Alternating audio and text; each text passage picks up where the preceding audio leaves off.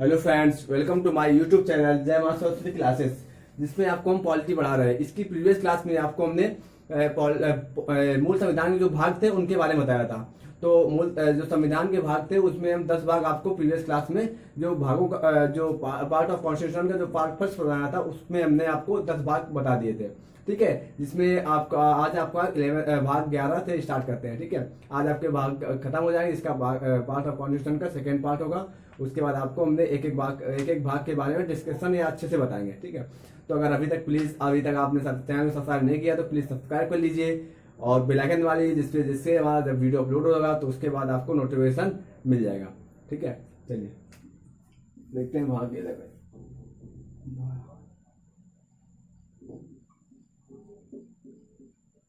यार बोल सकते हैं आप पार्ट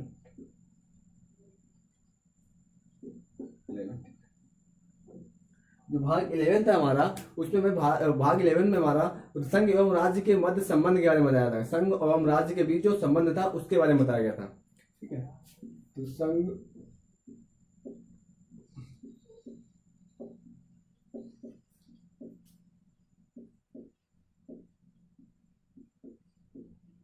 राज्य के बीच में संबंध के बारे में बताया गया था। ठीक है, मतलब बोल सकते हैं आप relation between union and state के बारे में बताया गया था तुम्हारा। इसमें हमारा क्या था कि जो इसमें संघ और राज्य के संबंध, ये हमारा आर्टिकल 245 से आर्टिकल 263 तक बताया गया था। आर्टिकल 245 से 263 तक बताया गया था। आर्टिकल 245 से आर्टिकल 263 तक बताया गया था। ठीक है, अब हमारा नेक्स्ट पार्ट आता है जो भाग 12 या आप बोल सकते हैं पार्ट 12। ठीक है, भाग 12 में हमारा था, जो भाग 12 में बताया गया था कि वित्त फाइनेंस या आप जो संविदा होती है, संविदा प्रॉपर्टी, इनके बारे में बताया गया था। वित्त के बारे में बताया गया था। तो हमारा जो भाग था, भाग 12 था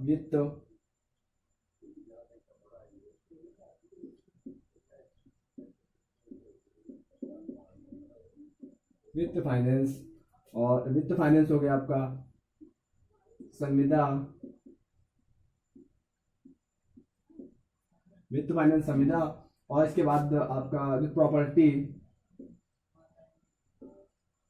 के बारे में,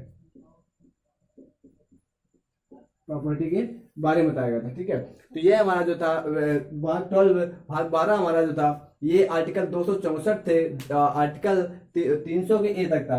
क्योंकि हमारा जो आर्टिकल 245 से आर्टिकल 263 तो हमारा भाग 11 था, लेकिन इसके बाद जो हमारा बताया गया था आर्टिकल 264 से टू आर्टिकल 300 का ए। ठीक है, हाँ आपका पता होगा आपको, जो हमने 300 का ए जो हमारा पहले संपत्ति का अधिकार था, संपत्ति का अधिकार जो हमारा मौलिक अधिकार, फंडामेंटल राइट था, जो हमारा फंडामेंटल राइट था, जो हमारा आर्टिकल 31 में बताया गया था संपत्ति का अधिकार, वो अधिकार वहां से हमारा हटा करके हमारा इसी भाग 12 में आ गया है, जो आर्टिकल 300 के ए में जोड़ दिया गया था। ठीक है, ये 300 का ए में, आर्टिकल 300 का ए में हमारा संपत्ति का अधिकार ही बताया गया है, जो हमारा भाग 12 में जोड़ दिया गया है। ठीक है, इसके पहले जो संपत्ति का अधिकार हमारा 300 का ए इसमें नहीं था, 300 तक था आर्टिकल। तो वो जो 300 का ए आर्टिकल था उसमें हमारा 300 का ए जो आर्टिकल था ये पहले नहीं था। तो इस जो संपत्ति का अधिकार था ये हमारा फंडामेंटल राइट में जो 6वां मूल अधिकार था वो हमारा मौलिक अधिकार, वो संपत्ति का अधिकार था। ठीक है, तो आगे आपका देखते हैं भाग 13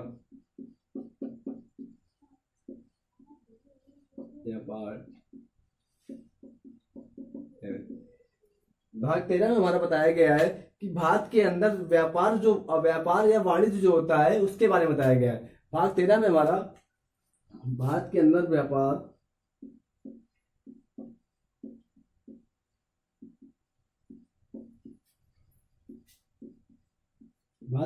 व्यापार और वाणिज्य के बारे में, भारत के अंदर व्यापार और वाणिज्य के बारे में बताया गया है। जो हमारा भारत के अंदर व्यापार और वाणिज्य का बताया गया है, जो हमारा आर्टिकल 301 से 307 तक है, जो आर्टिकल हमारा इसमें हमारा भाग 13 हमारा आर्टिकल 301 से आर्टिकल 301 से 301 टू आर्टिकल आर्टिकल 307 तक बताया गया है। आर्टिकल 307 तक ये हमारा भाग 13 बताया गया है। ठीक है, ये बात में व्यापार के क्या क्या नियम होंगे, वाणिज्य व्यापार और वाणिज्य के हमारे क्या नियम होंगे, इसके बारे में हमारा भाग 13 में बताया गया है या पार्ट 13 में बताया गया है। इसके बाद हमारा आता है भाग 14, भाग 14।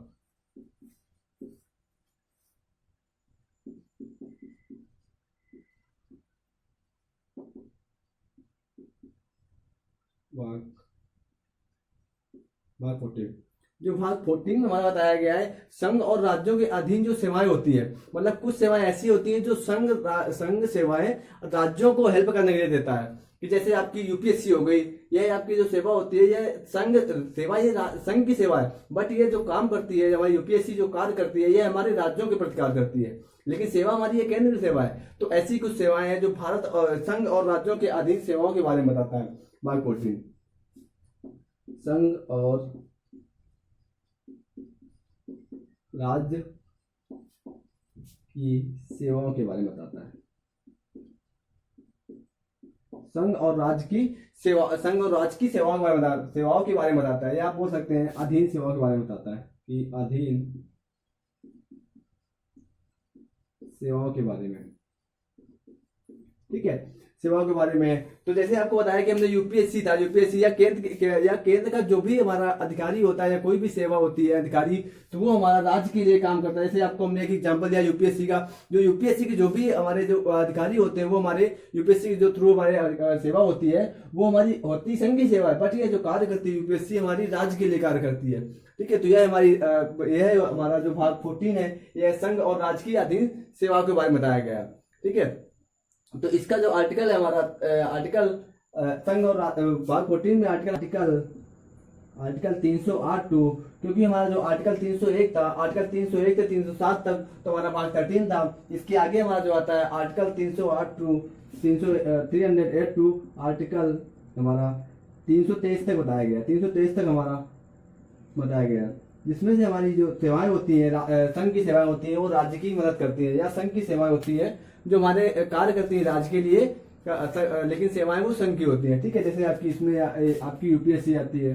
ठीक है, यूपीएससी वो हमारी सेवा तो संघ की है, बट ये कार्य जो करती है हमारी राज्य के लिए करती है। इसके बाद हमारा जो आपको बताया था, जो हमारा एक उप भाग था, 3 उप भाग आपको हमने पहले पढ़ा दिए। एक उप भाग हमारा जो था वो 14 का ए, 14 का ए, वो हमारा बना था, तो भाग 14 का ए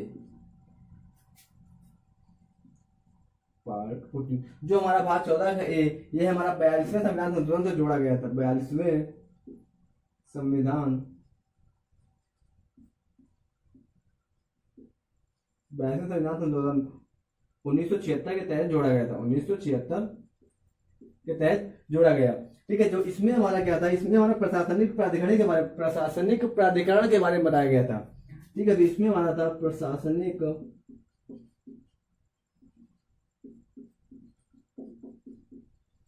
प्राधिकरण के बारे में बताया गया था। ठीक है, तो जब प्रशासनिक प्राधिकरण के बारे में बताया गया था, जो इसके बाद हमारा भाग 15 या भाग जो 15 था, उसमें हमारा भाग 324 था। तो अब हमारा जो 308 से 323 तक तो हमारा भाग 14 बताया गया था। इसके बाद जब हमारा ये संविधान बनने के बाद हमारा जब भाग 14 का ए जोड़ा गया, तो यह तो हमारा सब मूल संविधान के बाद में जोड़ा गया है, जो हमारा 42वें संविधान संशोधन 1976 से जोड़ा गया था। तो अब इसके लिए आर्टिकल हमें जो था, आर्टिकल अलग से आर्टिकल हमारा बनाया गया अलग से, कि 323 का ए और 323 के बी में से हमारा जो अब एक प्रशासनिक प्राधिकरण के बारे में अलग से आर्टिकल जोड़ा गया। तो हमारा इसके बाद में आर्टिकल हमारा 323 का ए टू 323 का आर्टिकल 323 का बी, ये दोनों आर्टिकल हमारे इसमें जो 14 के बी में बनाया गया। 14 बी में जो हमारे 14 के बी के बारे में बताते हैं, जो हमारा प्रशासनिक प्राधिकरण के बारे में है। ठीक है, तो यह था हमारा जो भाग 14 का ए। इसके लिए हमारा यह भी बहुत इंपॉर्टेंट क्वेश्चन बनता है कभी, कि हमारा जो भाग 14 का ए था, ये हमारा किस संविधान संशोधन के तहत जोड़ा गया, तो हमारे 42वें संविधान संशोधन के तहत जोड़ा गया था। ठीक है, जो 42वें संविधान संशोधन था, इसमें हमारी जो पीएम थी, वो हमारी पीएम इंदिरा गांधी जी थी। ठीक है। और और आपको ये भी मालूम होना चाहिए कि जो 42वां संविधान संशोधन है, ये अभी तक जब से हमारा संविधान बना उसके बाद सबसे ज्यादा संशोधन हमारे 42वें संविधान संशोधन में ही किए गए थे। ठीक है, तो तभी इसको हम मिनी कॉन्स्टिट्यूशन या छोटा संविधान भी कहते हैं। ठीक है, इसके बाद हमारा आता है भाग 15। भाग 15 में तो आपने भाग 11, भाग 12, भाग 13 भी देख लिया, 14। अब आपको 15 के बारे में बताते हैं। भाग 15 जो था,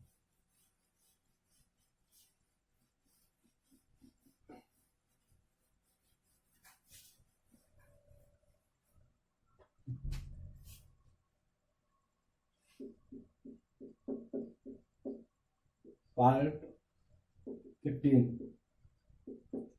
भाग 15 के बारे में बताया गया था हमारा भाग 15 में कि निर्वाचन आयोग या चुनाव के बारे में बताया गया। भाग 15 जो था इसमें हमें निर्वाचन आयोग या चुनाव के बारे में बताया गया है। तो निर्वाचन आयोग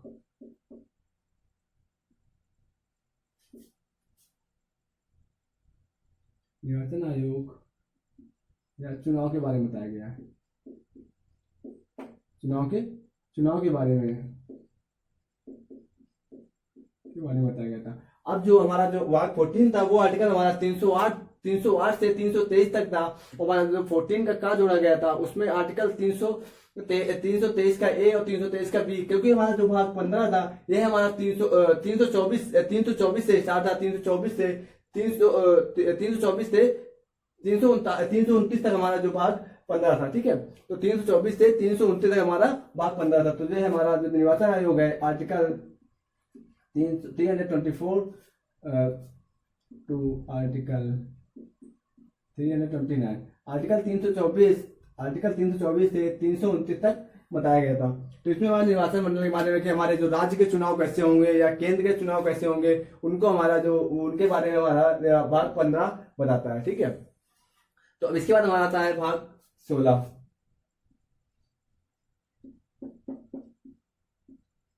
पार्ट 16।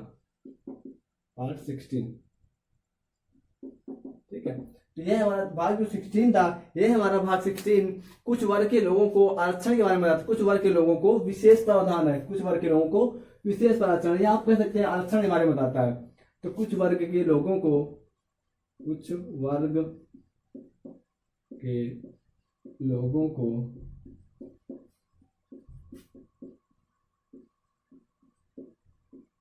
विशेष प्रावधान या अविशेष प्रावधान, या आप बोल सकते हैं इसको शरणार्थी राशन के आरक्षण के बारे में बताया गया है। आरक्षण के बारे में, ठीक है, कि जो हमारा जैसे आप कि हमारा जो यह हमारा आरक्षण था, जो आरक्षण के बारे में आर्टिकल 323 से 330 आर्टिकल 329 तक तो हमारा ये भाग 15 था जिसमें चुनाव के बारे में था। इसके बाद हमारा आर्टिकल 330 से 330 से हमारा आर्टिकल 342 तक जो आरक्षण के बारे में बताया गया था। जो हमारा आर्टिकल 330 से 342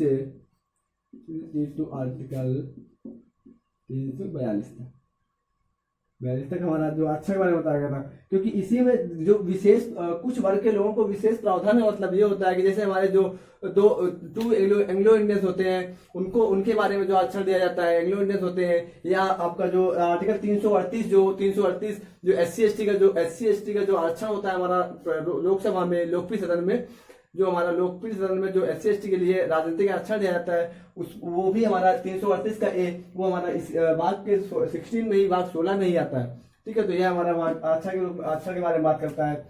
इसके बाद हमारा आता है भाग 17, भाग 17, आप बोल सकते हैं पार्ट 17।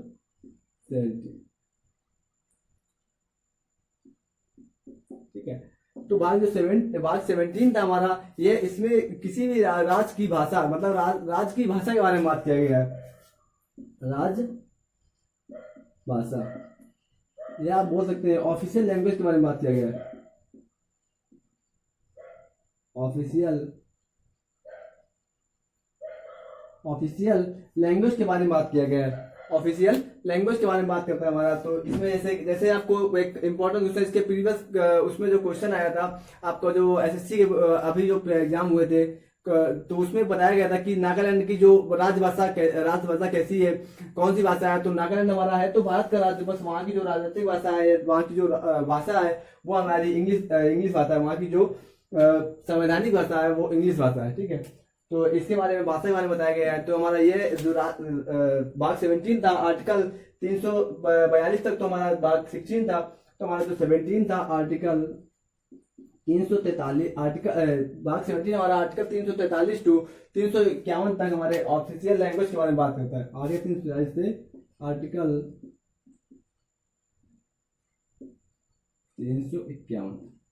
351 तक हमारे राजभाषा के बारे में बताया गया है। इसके बाद हमारा आता है भाग 18।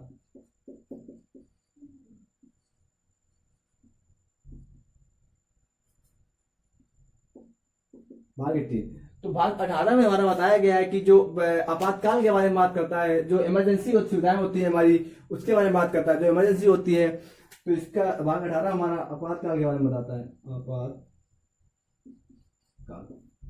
आपको पता है कि आपातकाल हमारे 3 प्रकार के होते हैं, वित्तीय आपातकाल, या आपका राष्ट्रपति शासन लगता है, या नेशनल आपातकाल। तो नेशनल आपातकाल होता है हमारा या राष्ट्रपति शासन या आपका वित्तीय आपातकाल। जो हमारे आपातकाल के बारे में जो हमारा आर्टिकल है वो हमारा आर्टिकल 352 से 351 तक, तो हमारा आर्टिकल 17 था। तो आर्टिकल 352 से 352 टू आर्टिकल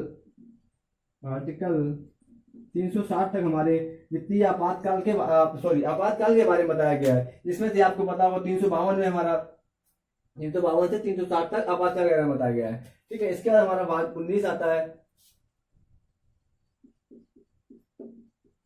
भाग 19, तो भाग 19 जो था, इसमें से जो हमारा संविधान बना था, संविधान में बनने के बाद जो भी चीजें बची थी उन बची हुई चीजों के लिए हमारा एक भाग निश्चित किया गया, जो हमारा भाग 19 था। कि मतलब कुछ भी अगर कोई चीज बचती है तो उसको हमें भाग 19 में अन्य प्रावधान जो भी है उसको हम भाग 19 में जोड़ सकते हैं, भाग 19 में रख सकते हैं। तो इनके लिए हमारा भाग 19 जोड़ा गया, ठीक है। तो हमारा इसमें अन्य प्रावधान के बारे में बताता है। अन्य प्रावधान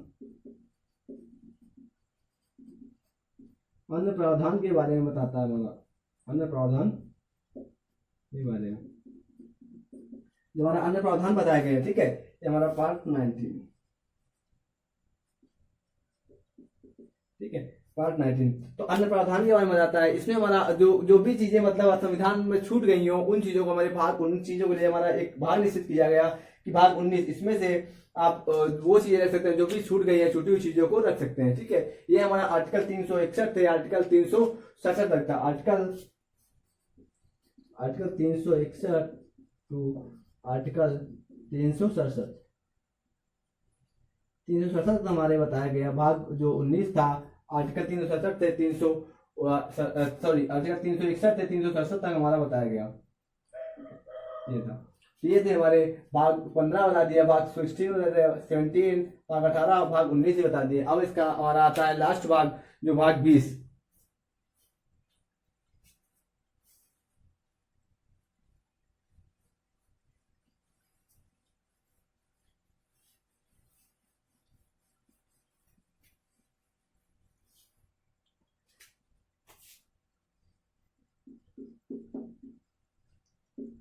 भाग 20 या बोल सकते हैं पार्ट 20, ठीक है।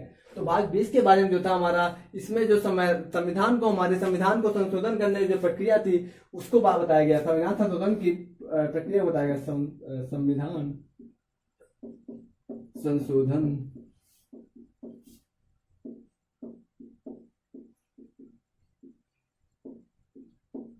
प्रक्रिया को बताया गया है। जो हमारे आर्टिकल इसके पहले जो आर्टिकल था हमारा, आर्टिकल 367 तक था, वो हमारा भाग 19। और हमारा ये आर्टिकल 368 है। इसके अनुसार जो आर्टिकल 368 में हमारा बताया गया है कि जो संविधान संशोधन की जो शक्ति होती है वो हमारे संसद के पास होती है। इसके पहले भी आपको हमने जब पढ़ा रहे थे संविधान संशोधन, प्रमुख संविधान संशोधन जो पढ़ाया है प्रीवियस क्लासों में, तो उनमें बताया था हमने आपको कि आर्टिकल 368 के अनुसार जो संविधान संशोधन की शक्ति होती है वो हमारे संसद के पास होती है। तो संविधान संशोधन के जो सारी प्रक्रिया है आपको वो भी हमने बताई थी आपको पिछली क्लास में, ठीक है। तो भाग 20 में जो है हमारा संविधान संशोधन की प्रक्रिया के बारे में बताया गया है, ठीक है। तो ये थे हमारे भाग जो बताए गए थे आपको संविधान में। इसकी प्रीवियस क्लास आपको सारे भागों को अच्छे से पढ़ने के लिए, जो हमारे संविधान के भाग हैं उनको पढ़ने के लिए इसकी प्रीवियस क्लास में आपको हमने 10 भागों के बारे में बताया था। जो बचे हुए आज भाग थे हमारे 10 भाग 12 भाग हैं उनको हमने आज बता दिया है। तो ये थी आपकी क्लास। वीडियो अच्छा लगे तो लाइक शेयर जरूर करिएगा दोस्तों के साथ। जय हिंद, जय भारत।